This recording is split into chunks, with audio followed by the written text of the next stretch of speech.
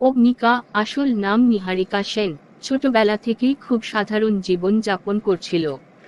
তার বাবা ছিলেন একজন বিজ্ঞানী, আর মা ছিলেন একজন স্কুল শিক্ষিকা। তারা দুজনেই সমাজের প্রতি তাদের দায়বদ্ধতা নিয়ে খুব সচেতন ছিলেন।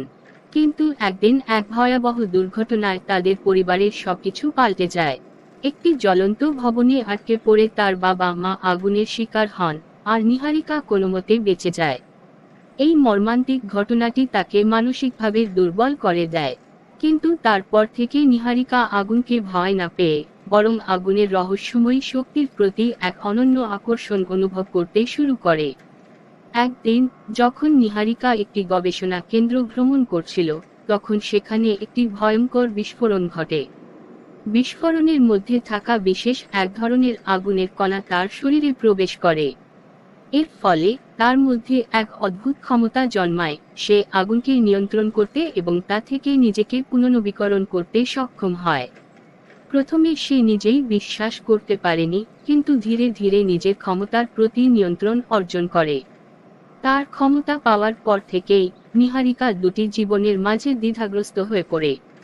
একদিকে সে চায় সাধারণ জীবন যাপন করতে, অন্যদিকে তার মধ্যে আগুনের অসীম শক্তি তাকে বারবার ঝুঁকির দিকে টেনে নেয়। তার শহরে ক্রমাগত আগুনের ঘটনা বাড়তে থাকে, আর সে বুঝতে পারে এর পিছনে আছে একটি শক্তিশালী সংস্থা যারা আগুনকে অস্ত্র হিসেবে ব্যবহার করে। তারা নিহারিকার শক্তির খোঁজে রয়েছে এবং তার শক্তিকে নিজেদের সুবিধার্থে ব্যবহার করতে চায়। নিহারিকা অবশেষে বুঝতে পারে তাকে এই খলনায়কদের বিরুদ্ধে দাঁড়াতে হবে। তাদের থামাতে হলে তাকে তার সমস্ত শক্তি ব্যবহার করতে হবে।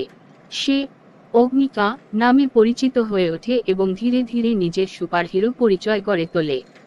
খলনায়কদের বিরুদ্ধে প্রথম লড়াইয়ে অগ্নিকা হেরে যায় এবং তার জীবনও ঝুঁকির মুখে পড়ে যায়। কিন্তু প্রতিবারই সে আগুন থেকে পুনর্জন্ম নিতে সক্ষম হয়।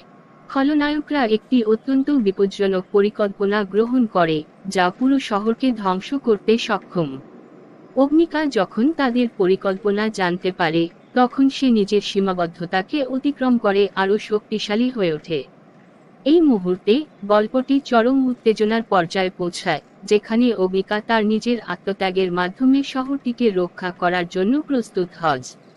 শেষ মুহূর্তে অগ্নিকা এমন একটি সিদ্ধান্ত নেয় যা তার জীবনের মোড় ঘুরিয়ে দেয়।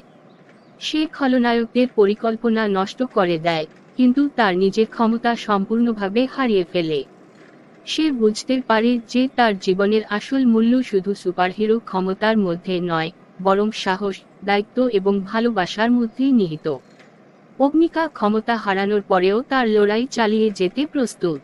তার আগুন নিয়ন্ত্রণের ক্ষমতা হারিয়ে গেলেও সে তার আগুনের মতোই অপ্রতিরোধ মানসিকতা ধরে রেখেছে। এখন সে নিজের জীবন নতুনভাবে শুরু করতে চায়, কিন্তু সবসময় সমাজের প্রতি তার দায়িত্ব ভুলবে না। এই কাহিনীতে অগ্নিকার ভেতরের দ্বন্দ্ব, তার সাহসিকতা এবং তার আত্মত্যাগকে তুলে ধরা হয়েছে। পাঠকদের মনে অনুপ্রেরণা ও শক্তি সঞ্চার করবে তার সংগ্রাম।